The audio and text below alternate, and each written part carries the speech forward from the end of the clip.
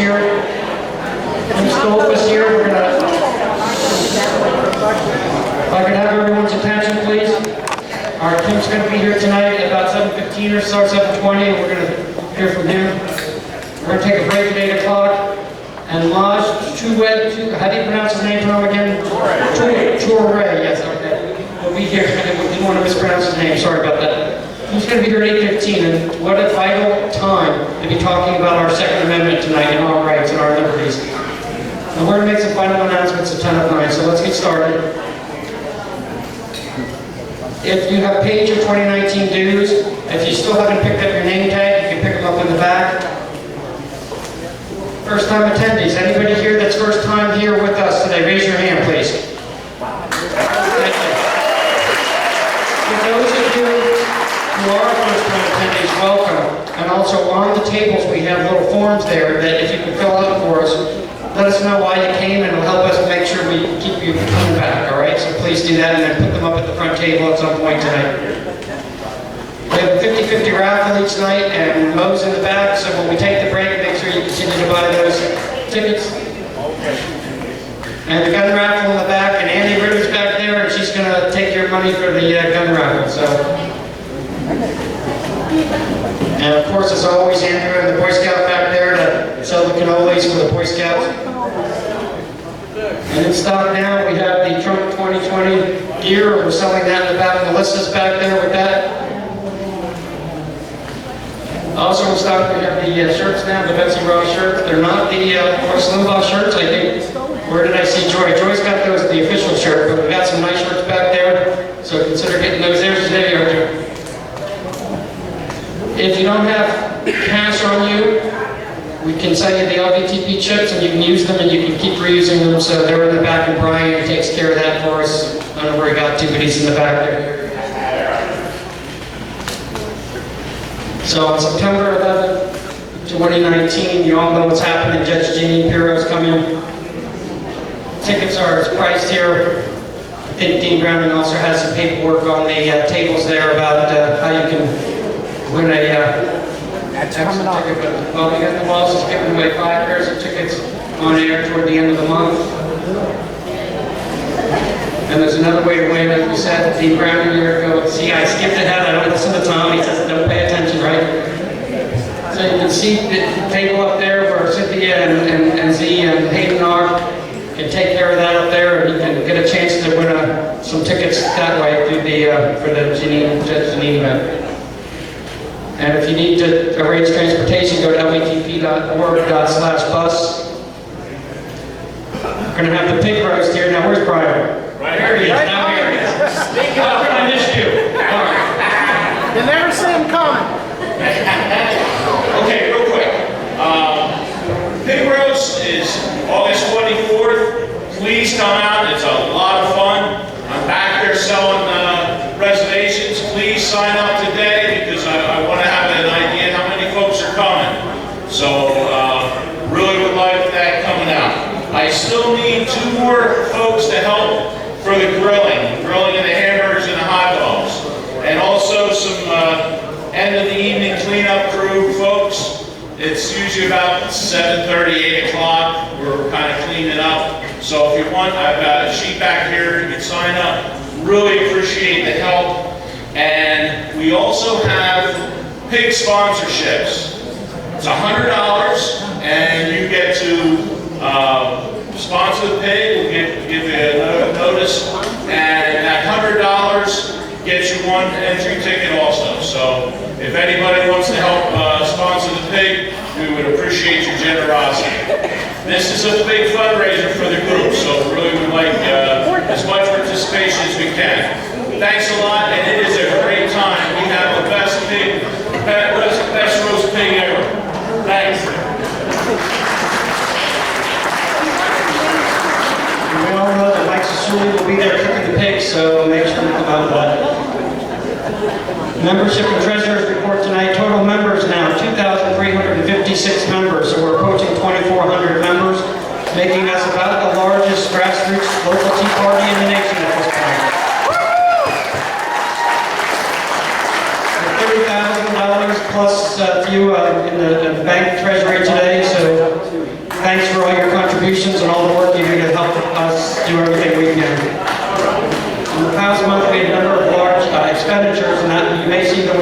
records there from the last time, and including the deposit for Judge Janine and payment for upcoming radio ads, etc. So we plan on recouping that money, so that treasury amount will be coming back up again to where it was last month, so don't worry about that dip in the price, just keep giving your donations.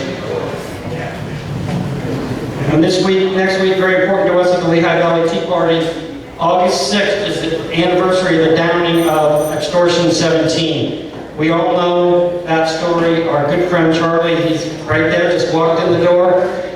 His son sacrificed his life for our freedom on that day. One of the greatest losses, and the greatest loss in Special Forces life in U.S. history. Please join me in a moment of silence to remember and say a prayer on Tuesday as well.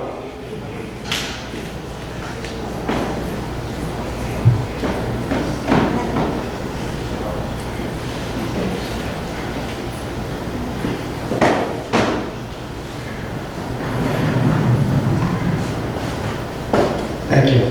Thank you. One of the most important things we've done through all the years at the Tea Party is working with Val and Blair and what they do for support the troops. And here she is to tell you a little bit more about what goes on with that. And thanks for coming, Val.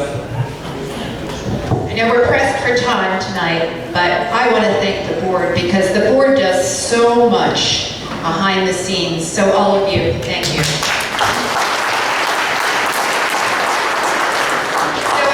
What I should say tonight, and then I realized that I have a choice what to say.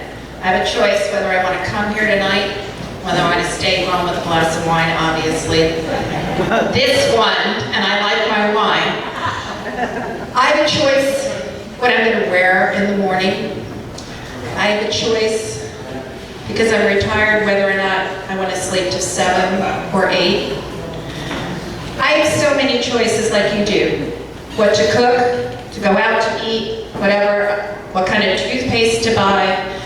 But we have those choices because of our military. So all of you who have served, I think, you, the new members, if you've served and you've never been here before, come see me because I have, or my husband, I have something for you. And for those that support us, I thank you. I was asked several times tonight, what do we need? The most important thing we need is names. They're getting harder and harder to get. So if you know anybody, don't wait until next month. Come up, take our card, email us when you get that name, you hear the neighbor. We have lots of Girl Scout cookies to get rid of. And I don't want to eat them, which we don't, but I need to ship them, so they're perishables. On that note, someone here, we weren't here last month, gave me a name. We sent a box, and right on target, right here, we got a thank you. So come see me, whoever gave me the name, because I don't know who it was. It was a captain, and this is what he says. Dear Valerie and Blair, I want to extend my gratitude to the care package you sent. I can assure you that all of the items were greatly appreciated by myself and fellow service members. Your support is greatly appreciated. Thanks again for everything. Everything that you included went to great use. Respectfully, David Shapiro, Captain of the United States Army. So, in our packages, we enclose notes. So, write a note. We have stationery in the back. Come see me in the break. Write a note so those that don't need anything get the moral support of great Americans like you. God bless America, God bless our country, God bless our president and all of you.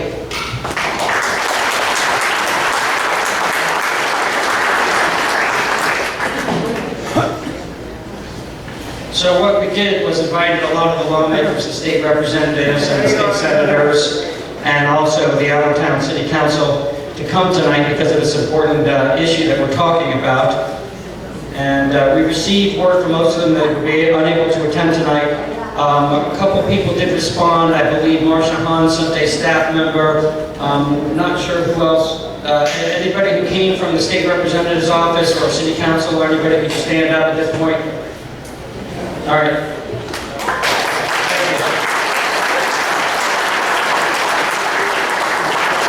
can we find out who the...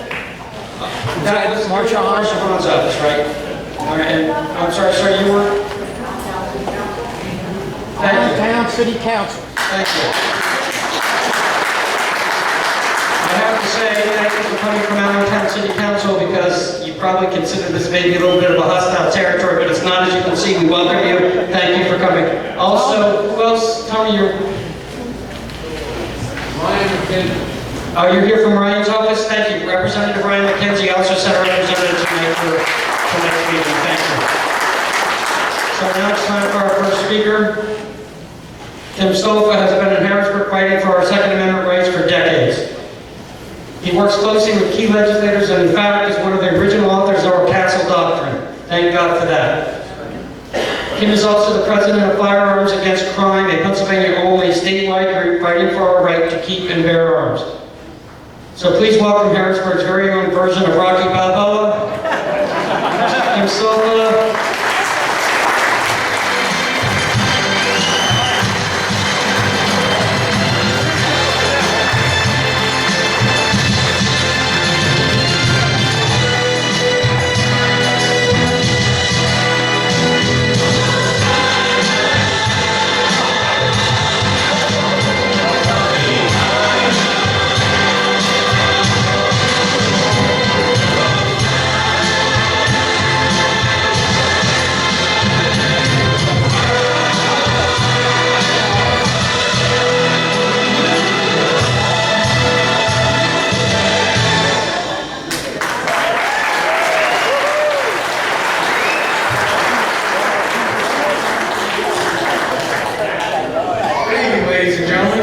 I've been introduced before, but that's got to be a first in my history. Just so, Tom, I will get you for that. That's really building me up, so I hope I can live up to those glorious introductions. I want to thank Tom for inviting me here today and meeting all of you. It's a true honor. I have some of our board members. We have Dan McMonigle, we have Leon Baker, we have Roger Kranz, we have Frank Tate, members. And it's an honor to talk to you, but I find that many times when I talk to gun owners, they really don't understand the significance of this. And by that I mean the attack on the right to bear arms is something that has manifested itself in everything we see today. And, you know, gun owners and freedom-spirited people can be somewhat intransigent because we think we know what we're talking about. There's an old saying my mother taught me a long time ago. Son, you don't know what you don't know. Okay, and it's a profound term that I carried with me all my life. And why I say that is this. Pennsylvania is the 11th most restrictive state in the nation on the ownership of firearms. That comes from the anti-gun groups. They praise Pennsylvania. If you want to get an idea of it, Pennsylvania in 1931 was the first state to introduce a package called the Uniform Firearms Act that was a precedent for the entire nation. It set up the registration of you. It set up the concealed carry license system, the arbitrary nature of it. It set in place a host of other problems, the transportation of firearms, the possession of firearms, the sale of firearms. And if you check, historically, it failed utterly, except in one thing, introducing socialism to the concept of freedom. As you can probably tell, I'm not an apologist. I don't deal in compromise. I will no longer tolerate any more infringements on the right to bear arms. Period. There's no way.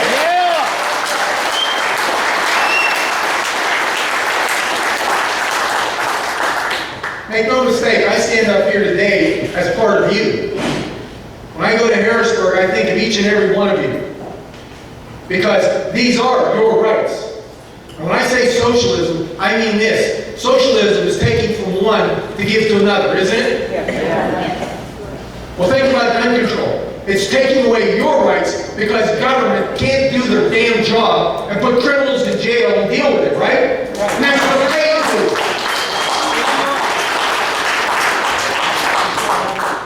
Now, my condolences for living so close to Philadelphia where they don't understand that putting criminals in jail is supposed to be what you do. Let me show you something that you may not have seen. From 1931 until 1995, Pennsylvania acquired 50 pages of gun laws. This is the original book from my state senator's office in 1995. Senator Mike Fisher, he's now a judge. Since 1995, we have added 100 pages to those. Now think about it. 31 to 95 is what? We can all do the math, right? Okay, 64 years, right? Now, from 95 until now is what? 24 years, right? 100 pages. I want you to ask yourself, when does it end?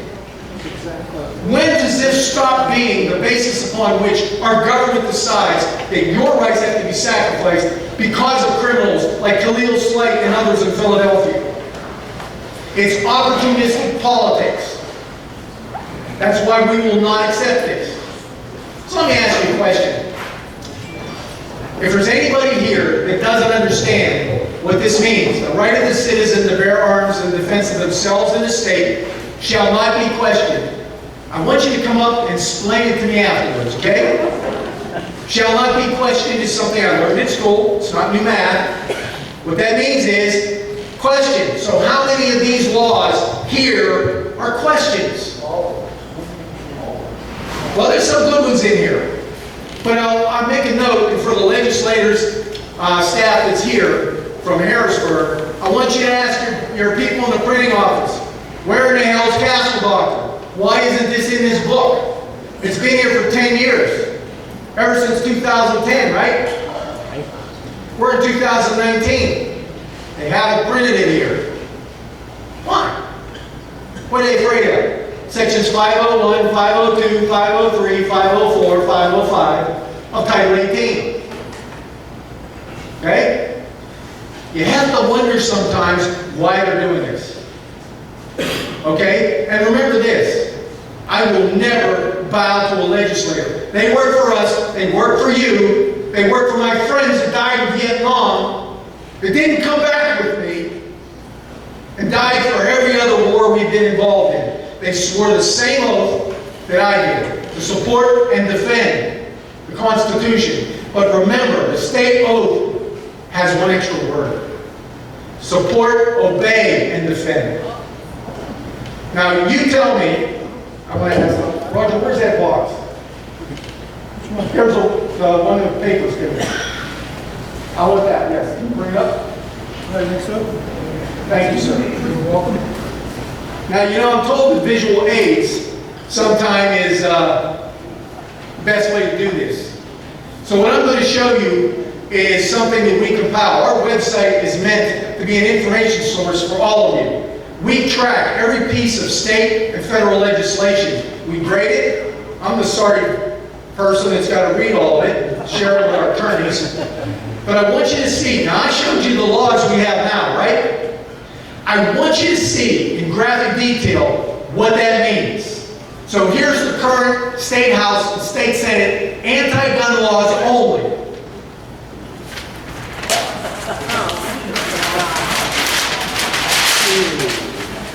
That's what's been filed this year. If you think that they're not coming for you and your rights, it's on the floor right here. Now, some groups don't show you this, but I do. We do. Why? We're all volunteers in Firearms Owners Against Crime. I'm not paid to be here. I'm here because, like I said, my friends didn't come back from Vietnam. I'm a Marine. I believe strongly in our right to bear arms. And I'm going to tell you this right now. Gun control is an utter, complete failure. Not a single gun control law has worked. How do I know this? The National Academy of Sciences said it hasn't worked. The Centers for Disease Control says it hasn't worked. So why do they have all these laws reintroduced? California is the first most restrictive state in the nation. Remember that. And they've had more mass killings than any other state in the nation. So I want you to carry with you one thing tonight. When does government become the accessory to the murders? Because they're putting these criminals back on the street.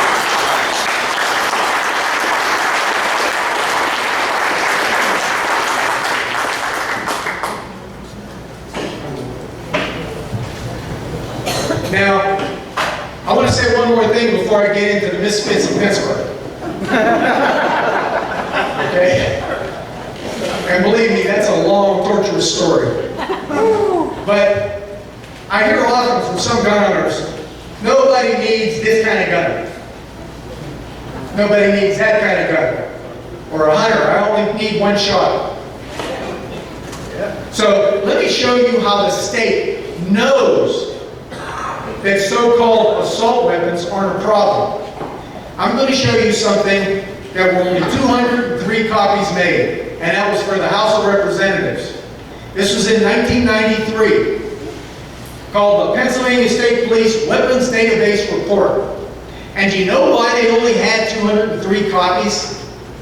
Because it showed that you were more likely to be killed with a muzzleloader in Pennsylvania than you were AK-47. 5.5 years they studied it. Here it is, the graphs and everything else. Even my sticky notes are still here. Wow. Were you lied to? What happened to the media? If there's anybody from the media here, don't put your hand up. I'm known to be somewhat intolerant of the media.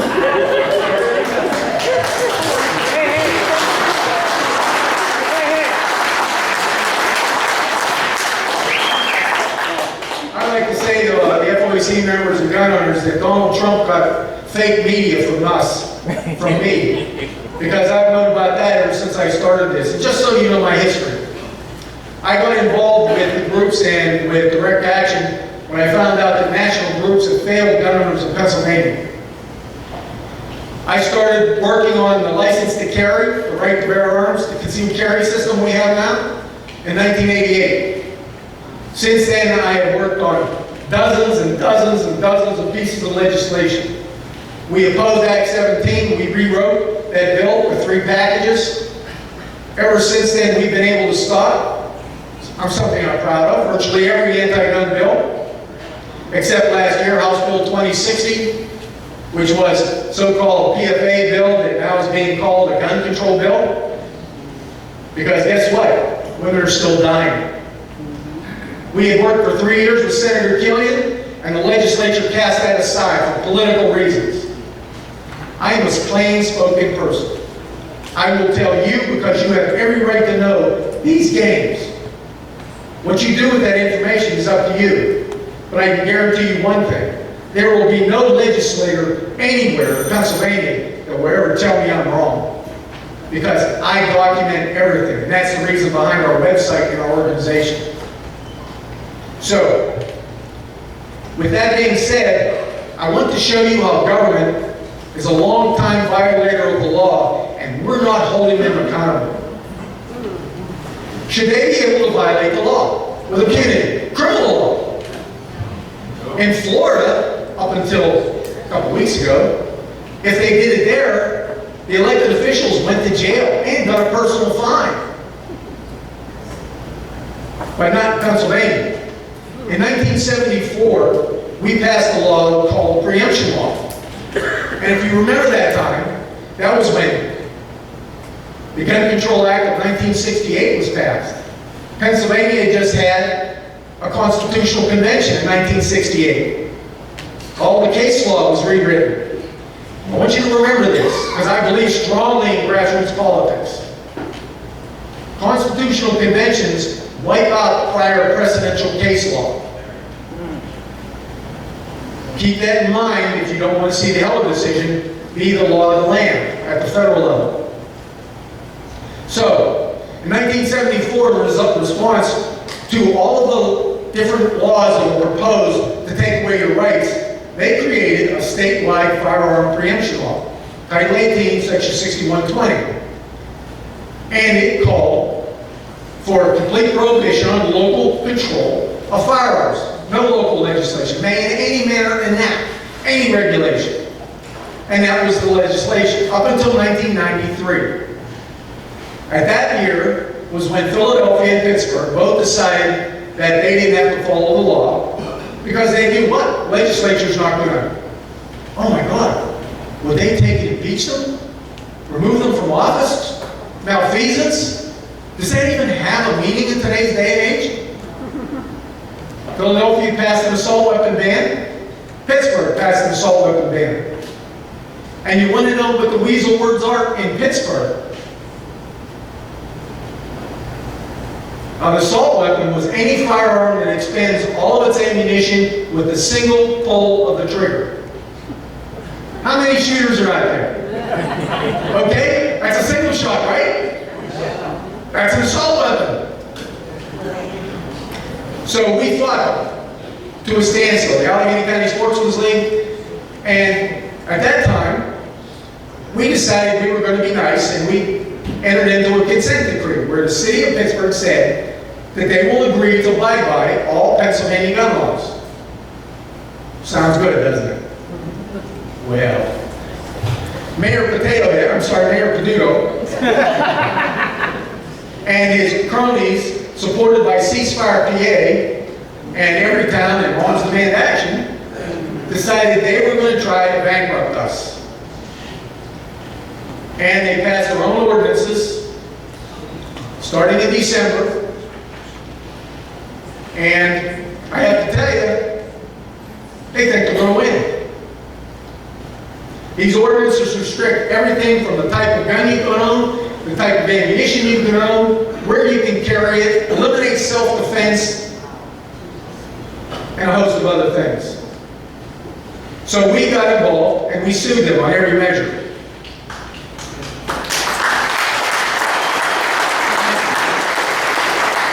I'm giving a presentation I'd like to go through real quick if you don't mind, because it shows you the elements of this.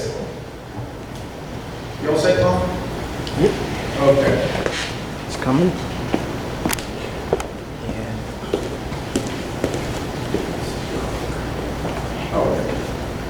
Or just tell me.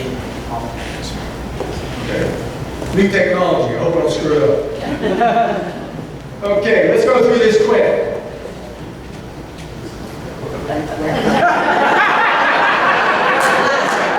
There's a button on the bottom. Huh? The button on, you need very delicate fingers. Use your fingertips. There we go. Yeah, the thumb is too big for those little buttons. You know, they call this an ambush in the ring. Okay. We like to see you sweat. Get in line. Okay.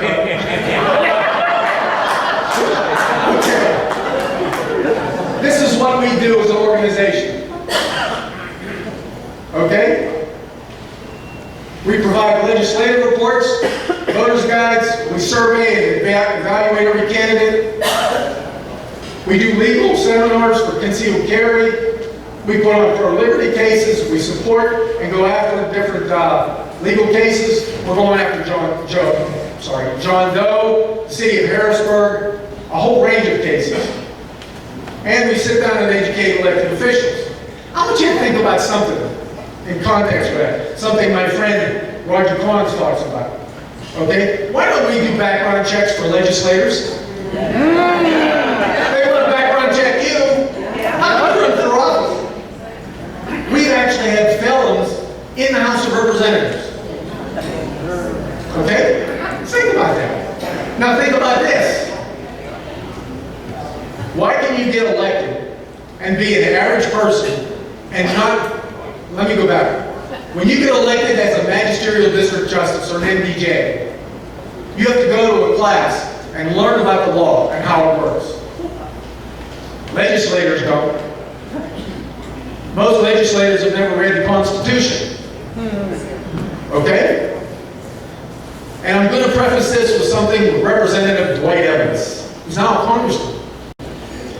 In 2001, Darrell Metcalf was objecting to an amendment that Dwight Evans was going to introduce. It was gun control. I won't tie you down into details. So he gets up at the podium and he's going to question the maker of the amendment, Dwight Evans. First thing he does is he says to Dwight Evans, he says, have you read, do you understand Article 1, Section 21 of the Pennsylvania Constitution?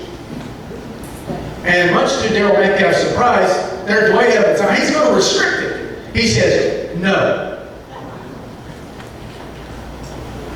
You know, that's like trying to make a cake and not looking at the directions, you know? Yep. So he asks him again. Darrell told me, he says, this is Representative Darrell Metcalf, he says, I was flabbergasted because he had all his notes prepared. You would think that somebody in a position of Democrat leadership would know the Constitution says you can't do this.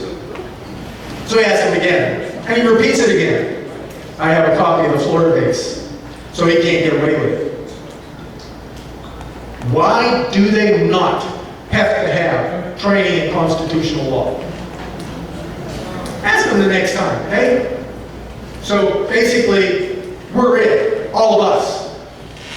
And that's the premise upon which FOAC is built, is education.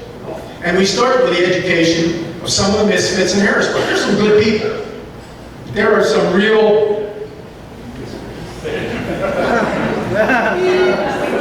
weak individuals.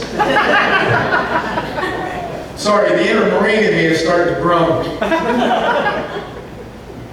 Okay, on December 14th, the City of Pittsburgh announced 3 proposed ordinances that would violate Pennsylvania preemption laws as well as your rights. And by the way, it's not just for city residents. If you're driving through, your property is taken. You go to jail for 90 days. None of this is legal. And so you know, it's not the enactment. It's the criminal conspiracy for conspiring to do this after they signed a consent decree in when? 1995. Okay? We went after them. These are copies of letters from our attorneys. We tried to get them to understand they can't do this. We tried it reasonably. And I would add that the district attorney, who at this very hearing, you see here in these pictures, the assistant district attorney, the chief district attorney, said that these are not lawful. Why did the district attorney not charge the city of Pittsburgh mayor? Remember I talked about what you don't know? Here's what you don't know, the way the system works. Ask any aide to a legislator here how the system really works with the judges who won't prosecute cases like this, who tell the district attorney, don't bring it before me or you'll lose every other case you bring before me. You think extortion is the sole province of mafia? No. This is what goes for your government. They don't want you to think about this. This is what really happens. State legislators can control this, but they only control this if you as a citizen know that it's happening. And if you think this is the only thing it happens on, you're kidding yourself. Virtually every police officer in Pennsylvania that's been killed in the last 25 years has been killed because of a plea bargain that removed the gun charges from their career criminals who killed them. Think about that. I'll say for you. I won't even get into gun-free zones because my wife says I get really wound up. Okay.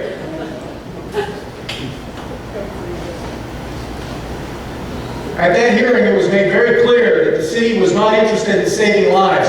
In fact, there's video on our website that shows that. In their own words. You go see it. We want you to know. We want you to see it. You can download the video and show it to your friends. Because remember, they're basing this on taking your rights. It's not just Pittsburgh. Because they aim to spread this all across the country, all across the state, and Paduto said as much. And so did Ceasefire PA. I didn't do it. What happened? Aha. The gremlin got him.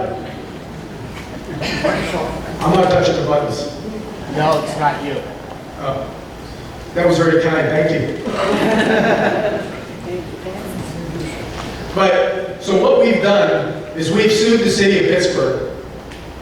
And they have fought us at every turn. We have spent well over 5 figures in legal fees already, and we haven't got into court yet.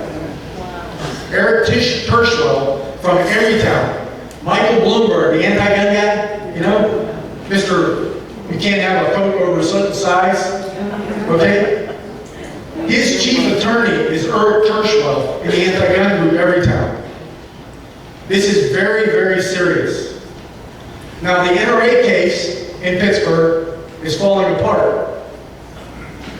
And I can tell you a great many things, but I'm bound by a certain level of confidentiality. But let me say this, the NRA only challenged the magazine ban. We challenged everything. We challenged everything.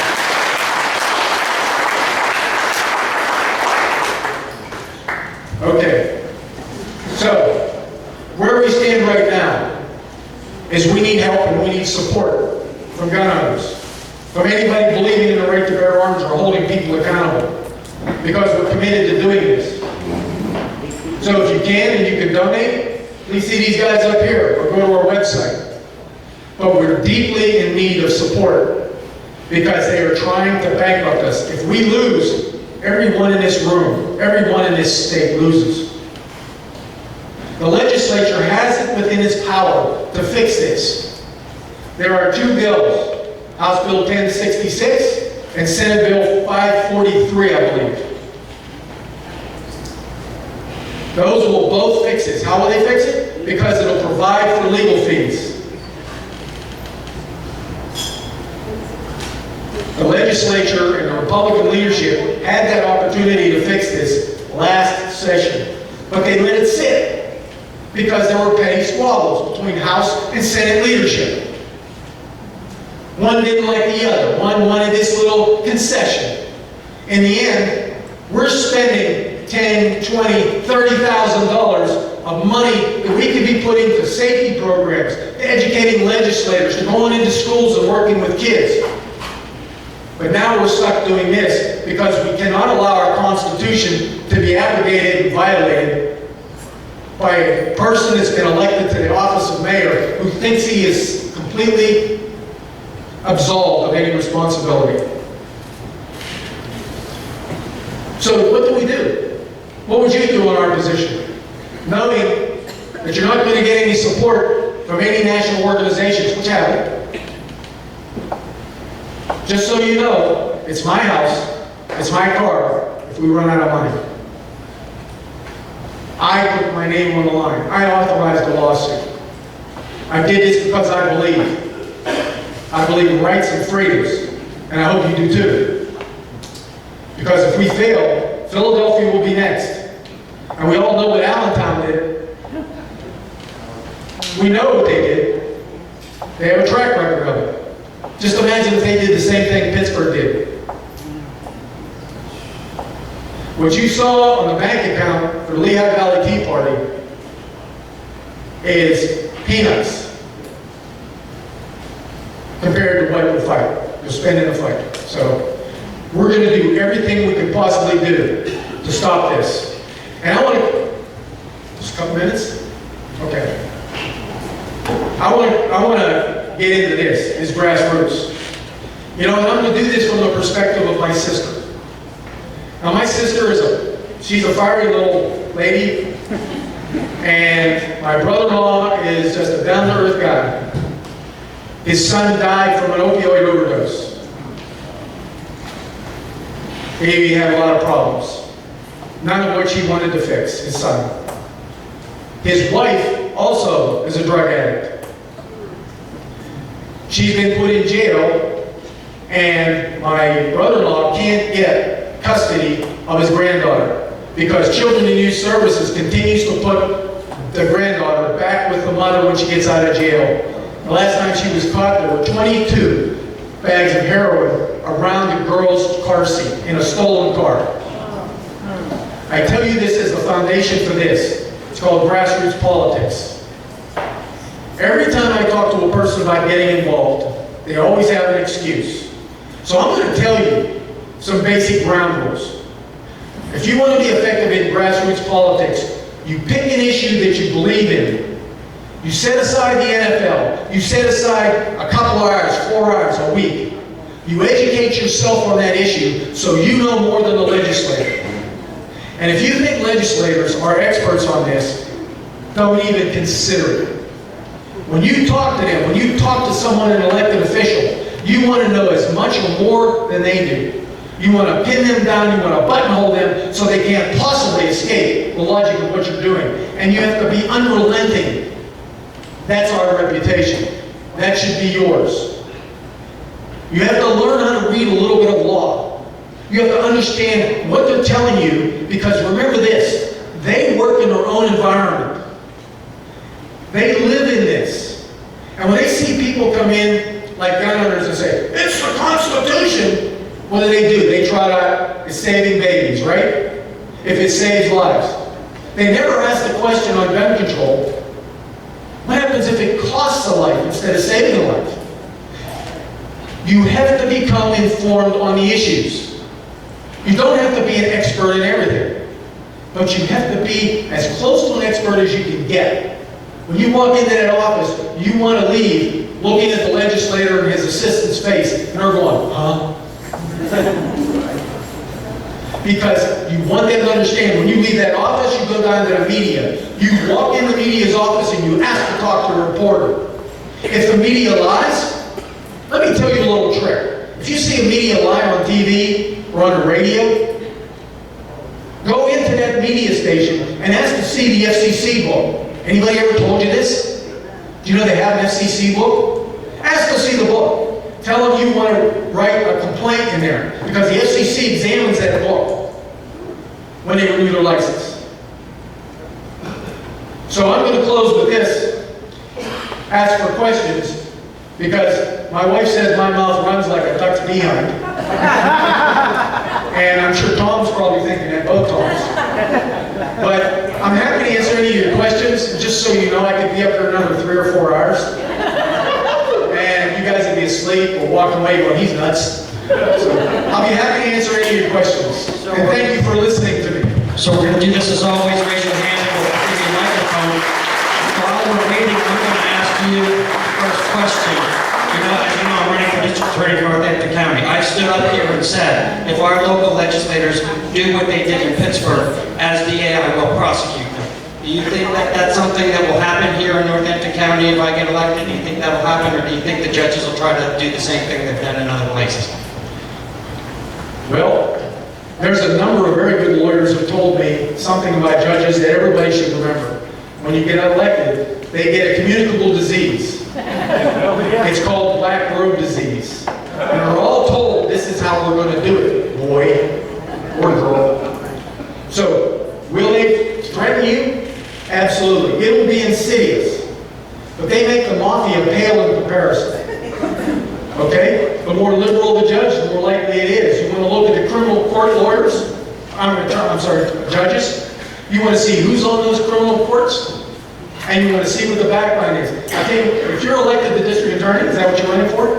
Yes. Okay, if you're elected, here's something you can do. Have the judicial portal put the records, the decisions, and the outcomes of every case involving firearms, at least, on the judicial portal, searchable by judge. That way, every 10 years when they come up for retention, we can nail their hides to the wall for being too permissive. But they will try. I guarantee they will try, because every DA I've talked to has told me the same story.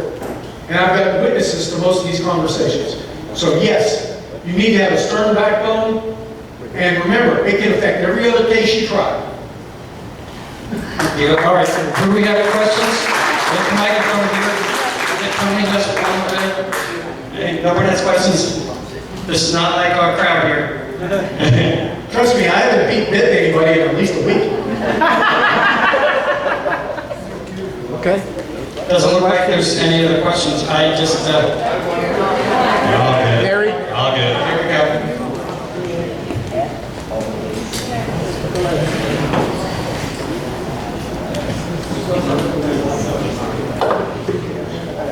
I just have a simple question. What is your close to your mouth. Thank you. Okay, I have a big one.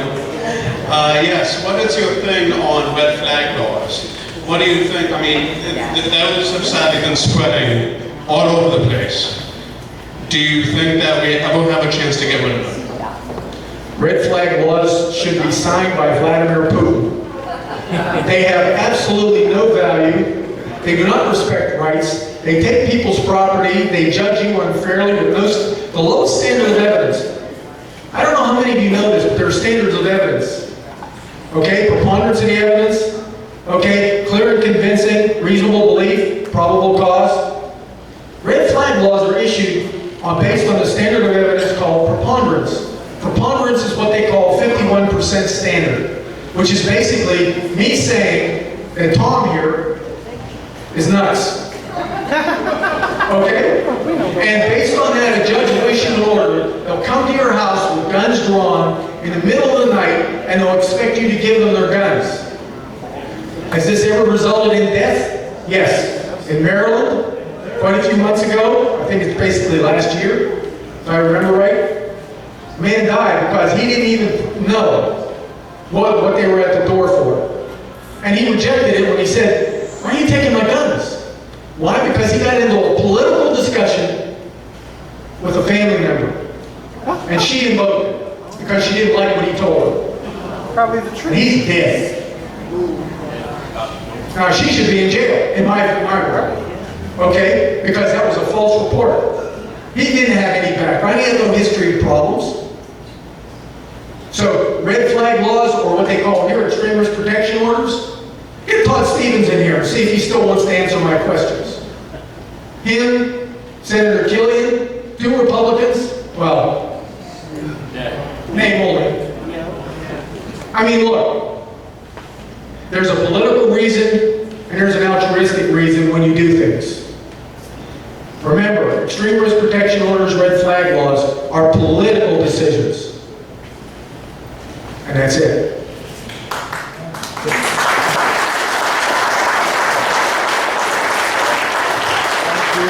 Thank you very much. I wish you all the best fortune, and God bless you all. Thank you. Thank you.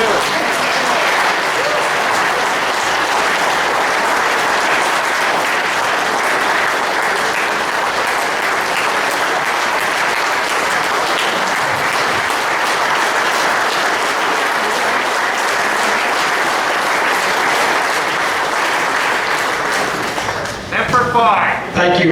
Number 5. You know, you talked about so many things that go to what is happening with our corrupt government at every level. And the local government is so corrupt here in the Lehigh Valley, and so in the pocket of the liberal media who will spread the lies to win these elections. And he just spoke so much truth to what's going on here and why all of us paying attention and coming to these meetings and following up and talking to our legislators and then getting out and voting this fall is so important. We have petitions on the table, so the flyers, the instructions, so the system will send you a link if you go ahead and go to that petition. Use your phones now and take care of that. You got to join FOAC. They need your help. We need their help. So join that organization so that we can work together with them. We need you to be joining national groups like the NRA, local groups like our Lehigh Valley Tea Party Second Amendment group, and the Black Guns Matter group. We're going to hear from him tonight. You got to join those local organizations and help them in this battle. It's about our individual liberties that they are taking away from us every day. We only do this with your help, and we have buckets on the table for donations. And if you're short on cash, you can use the chips. So it's a great time now, but before we do, I just want to also point out that we have Hayden Phillips up here, Dean Grounding up here, there's some tables up here with some literatures. You know, Hayden's running for county council, county controller in Northampton County. Dean Grounding is running for Congress next cycle, and I also want to recognize we got Marty Nostein over here as a guest today. Thank you, Marty, for all you've done. He's running for county commissioner. And we'll recognize him again. But please come up and talk to the people here about these elections and how important it is. We need your help. These Democrats can bring in money from the unions and from lawyers down in southeast Pennsylvania, and they're bringing their corrupt Philadelphia politics into the valley, and we we need to stop it. Thank you. Have a good break. We'll be back in 10 minutes. Come on out, sign up for the big road.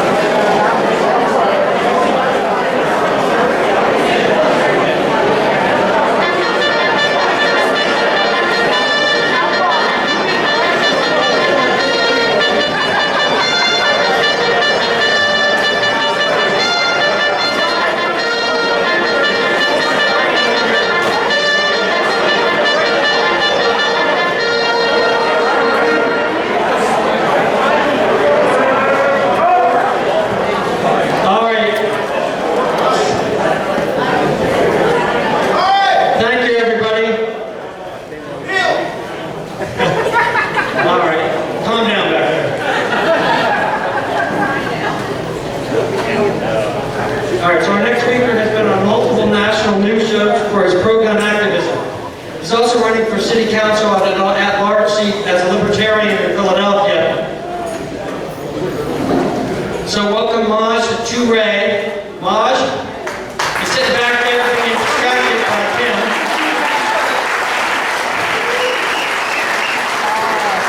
I don't know what happened to my audio. We lost the audio. Did I? Yeah. It's all right. It's all right. We got good energy in It's all here. right. We lost the audio, but we good. It's cool if I can. I know. It's cool if I keep my beer up here. Yeah. All right. So we gonna America. So this is what we're gonna do. I'm gonna tell you some things that are gonna make you agree. I'm gonna tell you some things that you're gonna clap for. I'm gonna tell you some things that you're gonna cringe about. The cringe is good. The cringe is the awkward realization of a truth that maybe you didn't recognize for that moment. The cringe is the awkward recognition that you haven't been doing enough of the thing that I'm talking about that you actually know in the inner recesses of your mind is actually true. Okay? So we are family in here. And sometimes you know, little brother beats you up a bit. It's all right. It's fine. Okay? I want to say this first. You have to understand that even though we're all patriots in here, we all love freedom and all those different things, we are very, very far away from our founding documents. We are very, very far away from our personal liberties and freedoms. And we are very, very far away from righteousness. We're in a space where civics are being removed or have been removed from our young people's schools that you pay for. We are in a space where, how many gun owners are in here? Outstanding. These are rookie numbers though, we gotta pump those numbers up. We're in a space where I'm told that if I come into this room, this is a Klan rally. Don't go in there. They got the guns, they're gonna shoot you, you never make it out. Now we laugh, right? But in Philly, where I'm from, I'm already, as I'm snapping pictures of everybody in here on social media, they're like, yo, you in that movie, get out. Now, we can laugh at it in this room because we know it's not true. It's not true. But the other side of people whose minds have been effectively and thoroughly brainwashed by left media, they genuinely have been conditioned to believe that. The problem with that is usually I don't care if somebody believes something that's wrong. That's freedom. You can remain as stupid as you want to.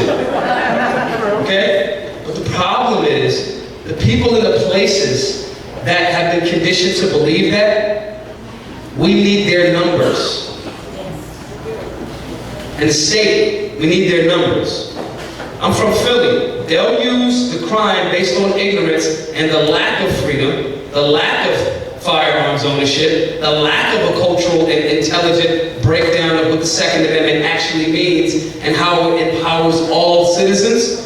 They'll use that because that's not there, because it's, again, not in civics, not in the schools. They'll use that, and then when the ignorance that comes from that culture spreads, they'll make rules that you're now subject to. We've seen this. It's not new. Here's the cringe stuff. One, our founding fathers shot people for violating our freedoms. Feel the cringe? 2 people clap. The Second Amendment is not about our hunting.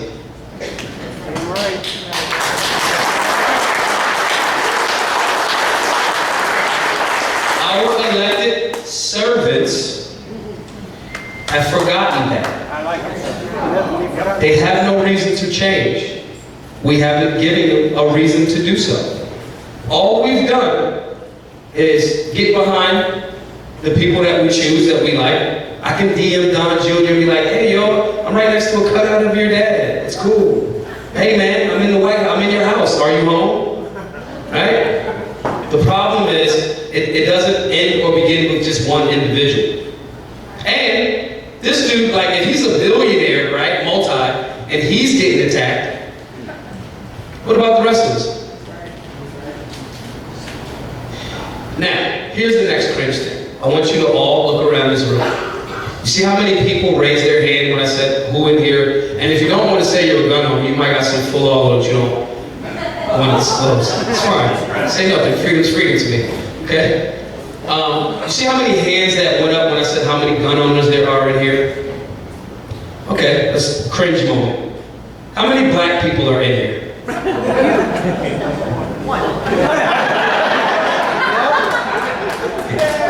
Two. Black heart. Now, the reason why this is a cringe-worthy moment, we make fun of it, it's light, right? The numbers, they have done a very effective job of convincing both sides that they're sides. Nobody knows what the Bacon's Rebellion was about. Nobody knows that the Black Panther Party, a big chunk of the Black Panther Party's membership was white people. Most of that leadership roles of the Black Panther Party in the 60s, not talking about the new guys, I don't know what those guys are. But most of the leadership roles in that organization were women. Women are the largest growing segment of gun owners in America.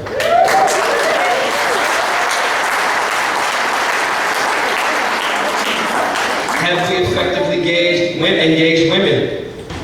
Have we effectively engaged quote-unquote minority groups? I'm gonna say y'all, because I'm the one black dude, so I'm gonna say y'all. Okay?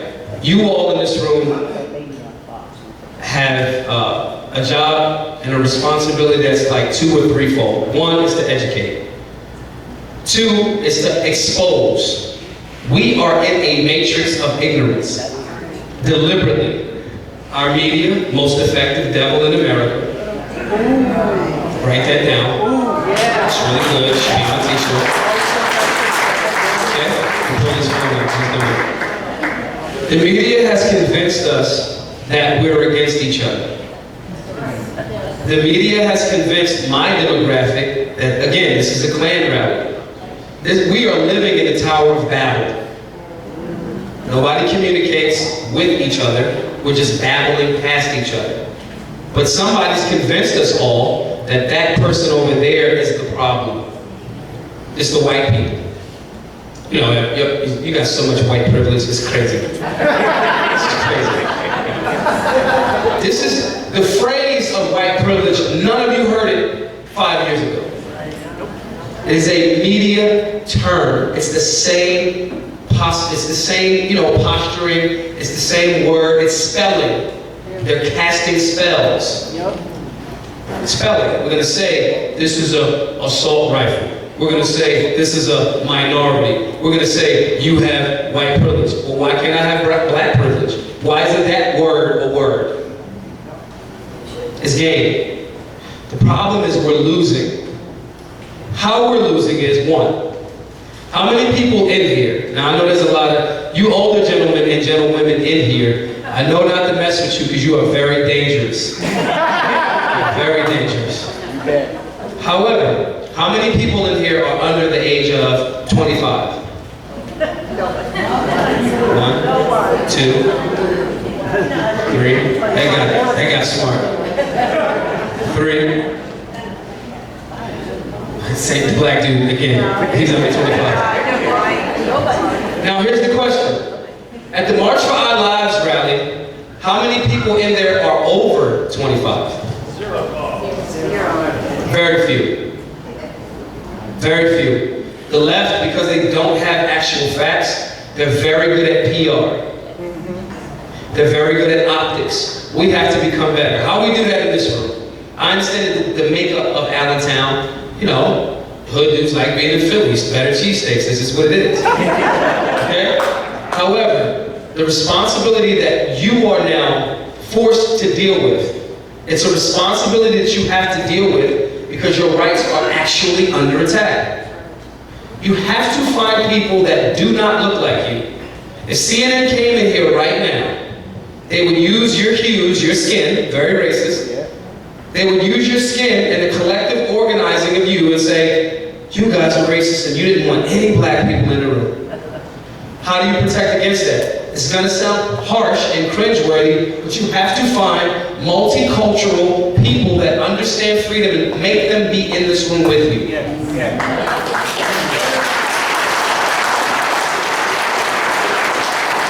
Not because you're talking about, oh, I want you to come be my token. No, it's because our freedoms and our liberties are aligned. That's why they spend so much money, time, resources, energy to make sure that you are not aligned. That's why they say, we're just here to help. Please, stop helping us. Stop. So you're charged with that responsibility. You're also charged with this. You have to accept the fact that, this is going to sound harsh, you have to find out what your personal level of commitment to this is. George Washington and the squad, with contradictions. As a black man, I'm going to tell you, the founding fathers had contradictions. And some of the other founding fathers told them about it. Thomas Paine, T-Paine was like, yo, Thomas Jefferson, like, you just wrote the Declaration of Independence with your own people. It's a reality. Cringe. That's a reality. We have to own that, because if not, the beautiful things that we found from our founding fathers, the fact that there's only founding fathers is another part of the problem. There's no founding mothers. Think about that. We have to expose those contradictions, because if not, the left will exploit them.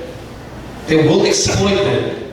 You know why I don't get called like a racist? Because they can't use the race card on me. They can use it on all the rest of you. You have to take those things away from them. Okay? In doing so, you also have to find out what your personal level of commitment, that's the point that I was making, is. George Washington and the squad took a boat without a motor and drudged it across a river, an icy river, in the middle of winter to go kill the opposition. That was their level of commitment. If you're not committed to that level of protection of your freedoms, stop calling yourself a patriot. Stop.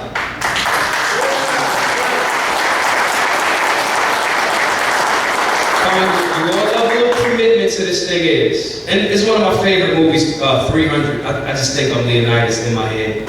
Right? The people that last saw the movie, you guys will Netflix it later. In the movie, Leonidas said to,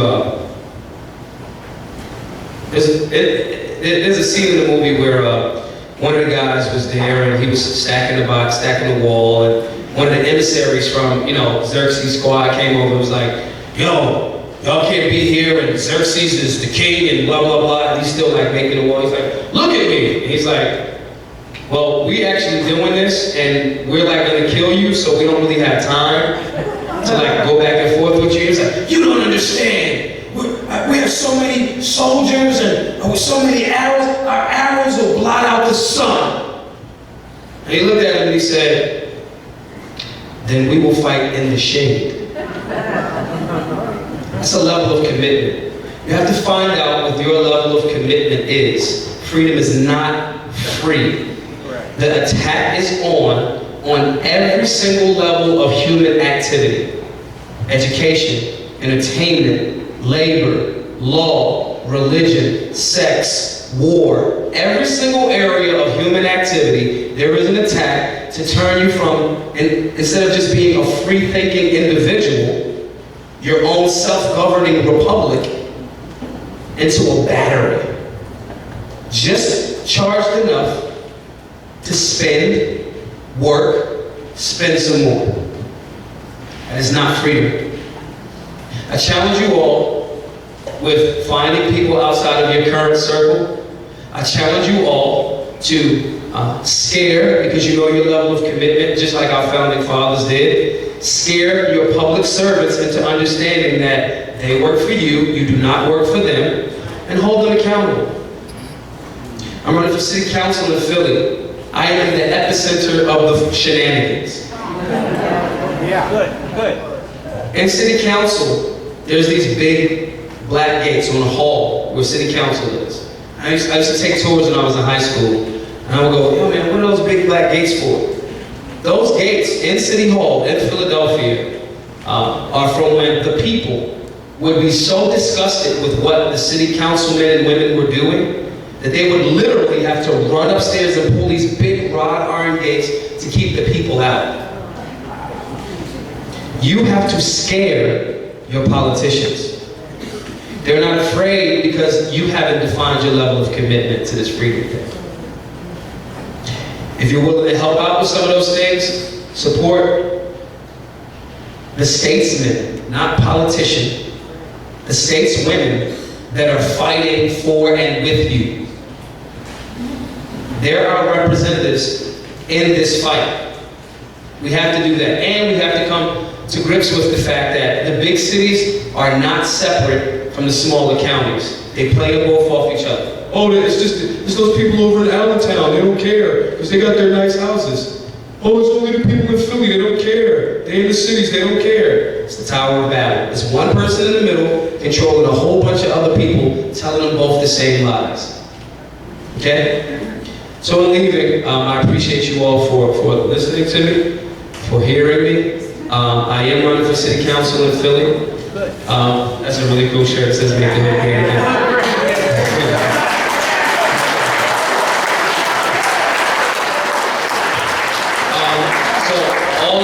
If you want all of this stuff where you can support the work that we're doing with firearm safety, conflict resolution, de-escalation, and political education, GoFundMe. If you want to donate, you can. If you don't want to, you don't have to. It's GoFundMe.com/Black Lives Matter. I'll be in the back drinking if you have, more questions about that. And again, I'm running for city council. Oh yeah, questions. Oh, cool, I get to answer questions. Now here's the thing about questions. I'm going to tell you the truth. I'm going to tell you the truth. I don't owe you a lie. Gotti used to say, I know it's a horrible reference, I know. But John Gotti used to say he doesn't lie because only people that are afraid lie. I'm not afraid. I got a gun, so I'm good. So toss your hand up, let's bring the mics over to you, and we'll get the questions out. We'll do the same thing. Raise your hand. We'll pass you a mic. Don't play me and don't not raise your hand, because I'm going to be super embarrassed if nobody raises their hand for a question. Did you hear what he said? The same thing we've been saying here for the last several years. They are attacking us at every level, and he's here with some courage to come up here and to stand up to the city of Philadelphia and to stand up here, to come here. Thank you for coming today. But also, don't walk away today and not engage in what's going on here today. Yeah. Any question? Engage. You got one. Any question? If it's a question about how to engage urban America, how to not, well, what if I look like a racist? All of that type of stuff, the stuff that you think but don't want to ask it now. I promise you I got an answer for it. Go ahead, sister.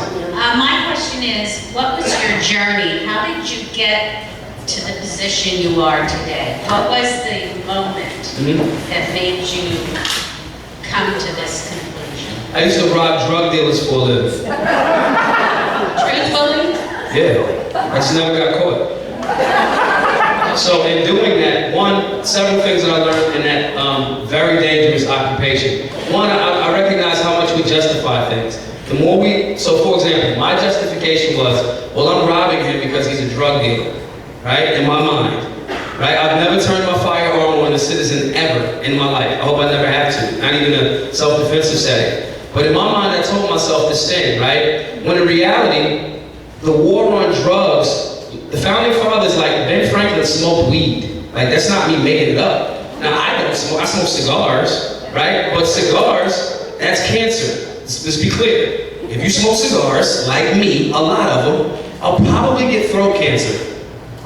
That's freedom. I'm aware, and I'm making a decision. So understanding the distinction between, well, this one was lawful, and I can show you 500,000 people a year that die from cigars and cigarettes, right? But this one's unlawful because the state said so when the founding fathers said, leave it up to the people in the states because the federal government should be out of it. So because I didn't have the information, right? But then when I did have the information, I continued to justify it. So that was one of the things that I learned from that. I'm like, wow, how far are we away from freedoms? And how much do we justify not knowing or not applying the information? And then I started, the second thing was I recognized, man, these guys are selling drugs, but they have no situational awareness.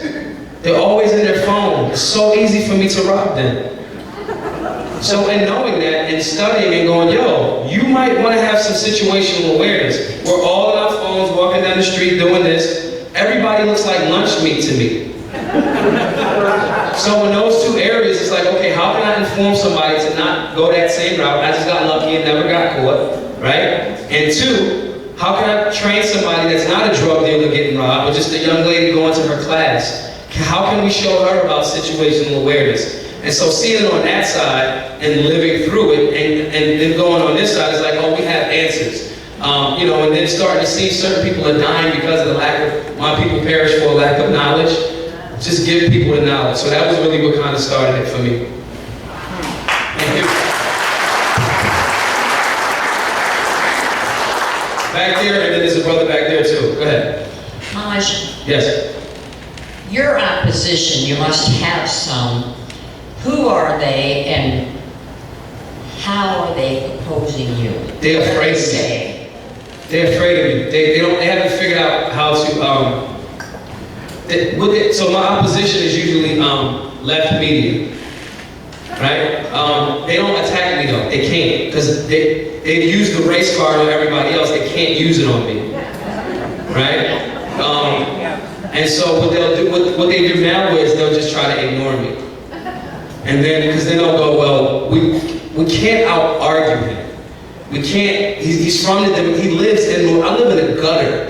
Still, I love it. I can predict everything. That's the bad guy. She's hot. He's evil. I can see everything. So it's comfortable for me. So they can't. I'm from the demographic. They can't use the race card. You almost can't give him a platform. He's too well versed. Like he was saying, a politician can't go back and forth with me. And I make it very simple. I speak in very simple parables. You know. And so. The best thing for them, and rightfully so, the best thing for them to do is to ignore me. Neglect is my ally. Write that down too. So they don't really push me that way. What they're going to do in the city council run, right now I'm under the radar. They go, well, he's a libertarian. The libertarians never win anything. Ignore him. They don't know how much I fundraise. Again, I need fundraising, you guys. And they're like, oh, that's so cute. You're like, oh, you like the cute little engine that could keep going, and I like that. I like that. So they attack me by trying to ignore, but as we gain more and more steam, I'm shadow banned on all social media platforms, right? So as we gain more steam too, when we get closer to the election, they're gonna bring real pain. They're going to use my personal life. They're going to use, he was a drug dealer. They're going to use all of that. And so that's how they'll try to use it, in the future. But that's cool though. I mean, they lied on Jesus, so I'm cool. Who else? Brother in the back. And brother right here too.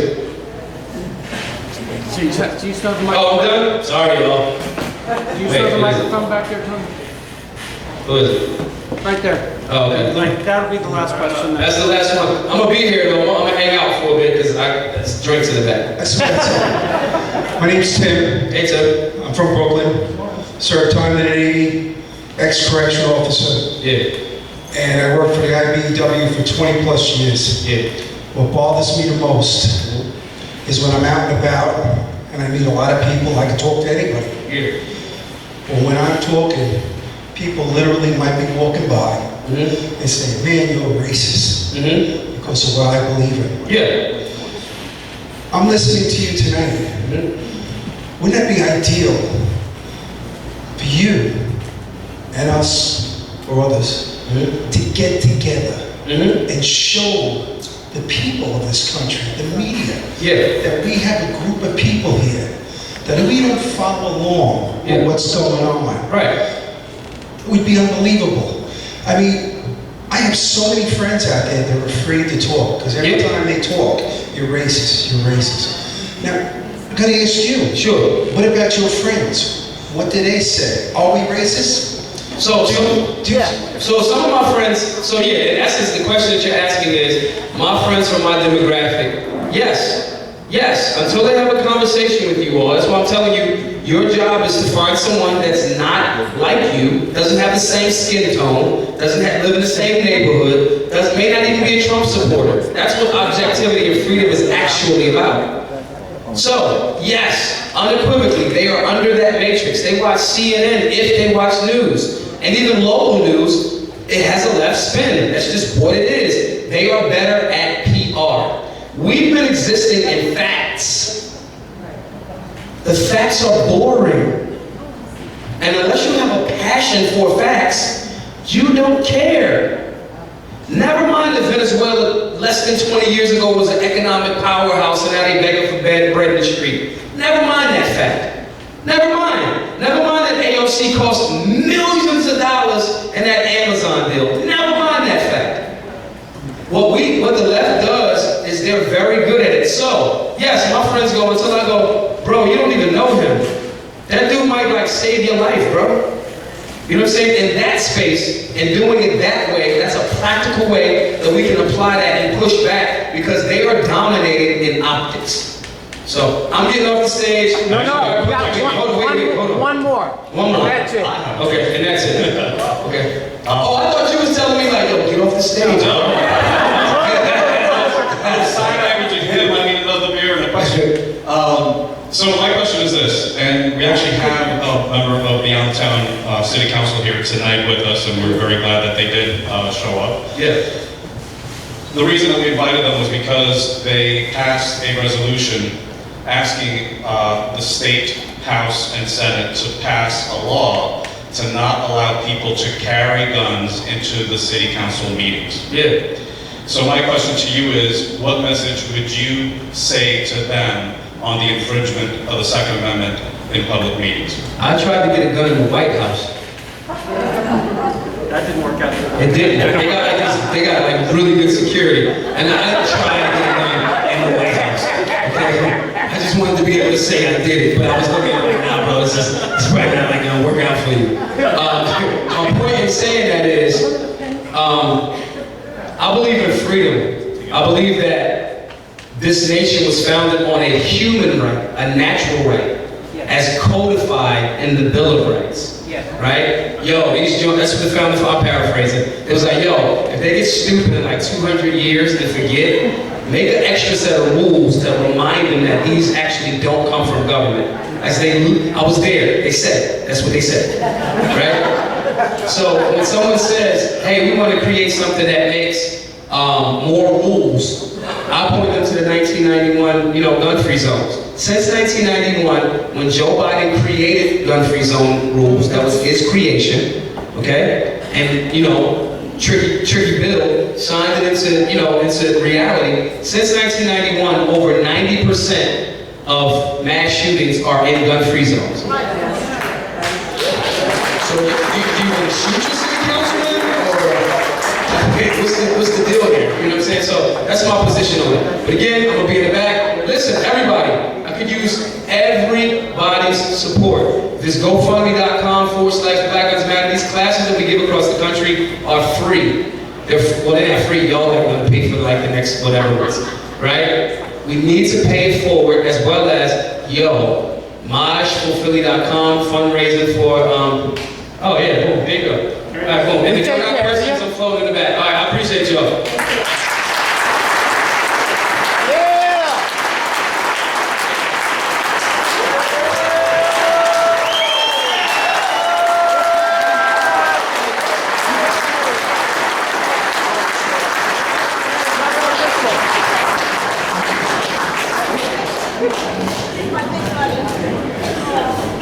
Isn't that the same message we heard last month when Tracy Fisher was here? That we got to stand up, we got to work together, we got to stop letting these people divide us, because we all have in common our belief in our individual rights, which is what this is all about and why we have this organization.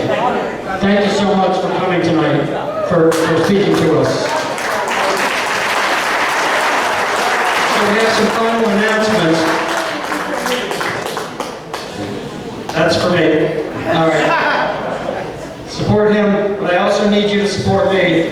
Every single person in this room, if you live in Northampton County, go and sign up and make sure we know how to get assigned to you so we can put it on your property.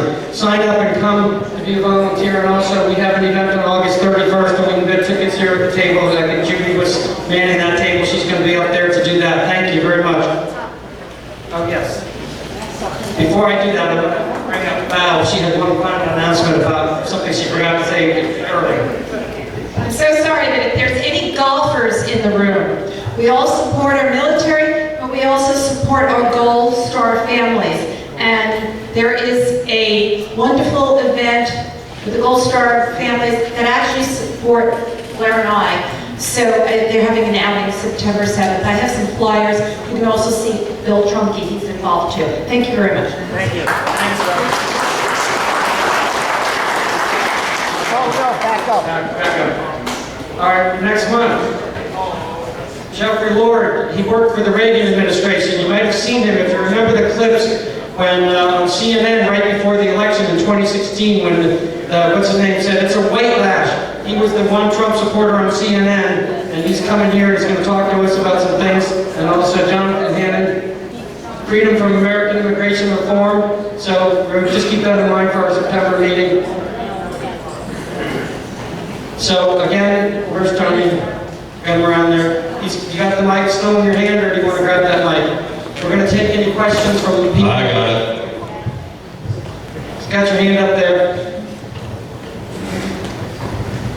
I'm not going to run, so I'll start jiggling all over the damn place. Tom, what's the latest one that you're supposed to have protests in front of Toomey's office? I've heard nothing about that. I've been keeping an eye on the computer for anything. We're going to try for this coming Tuesday. I kind of backed off because it was, it's summertime and it's been so hot. But a number of people here tonight said that they would come out. So we'll plan on doing it Tuesday again. I think we were keeping them off guard a little bit too. If we kept going back every week, they would have expected it. So they're not going to expect us to come back again, and we're going to be there in full force this coming Tuesday. And you'll see those announcements with the text messages as we always do.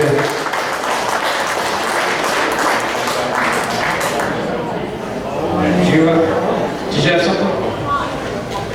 Just a quick one for anyone who is a member of the National Rifle Association. Todd Ellis and I are running for the board of directors. So if we haven't already hit you up to sign our petitions, can we swing by? Charlie Strange, you're there, right? Where are you, Charlie? You have a flyer here with an announcement. So Tony's going to give you the mic. Why don't you tell us about that? Well, no, Charlie, you know what the sacrifice his son gave for us, and thanks for coming up, Charlie Mary. Thank you.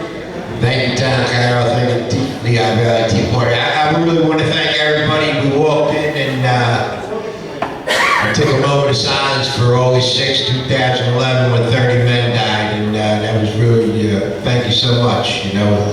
Like it's been said, freedom's not free. We started the Michael Strange Foundation, and we bring Gold Star parents in for a weekend workshop, and we're having a fundraiser November 2nd. Gala of Courage. We have my son's friend coming back, Rob O'Neill, the guy that killed Bin Laden. So come stop by. We got some flyers. November 2nd, it's at Drexel Brook Media. We're also incorporated with Operation First Response, number 1 501c3. So check us out. Thank you so much for everybody, and thank you for your honoring the 30 men from August 6th. Thank you. Thank you, Charlie. There are actually flyers on the table, so as you leave, you want to grab a flyer, they're right as you walk out. Okay, the 50-50 raffle. So, go ahead.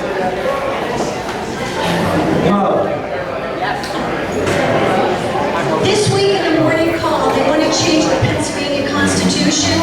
Are there any comments about that? Did you get a chance to read it? No, I did not.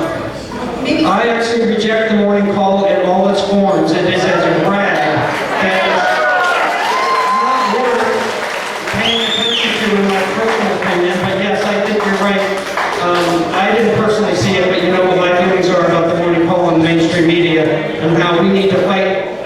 them as much as we need to fight against the whole liberal democratic establishment. But everyone take a look at that, because what Joy's saying is we probably should be paying attention to what they're saying. All right, the 50-50 raffle was $260 to the winner, and I want to thank our guest speaker, Maj Toure. He's going to be picking the winner, and the winner number is $260 to the winner. Thank you, Maj. We got number 0393749.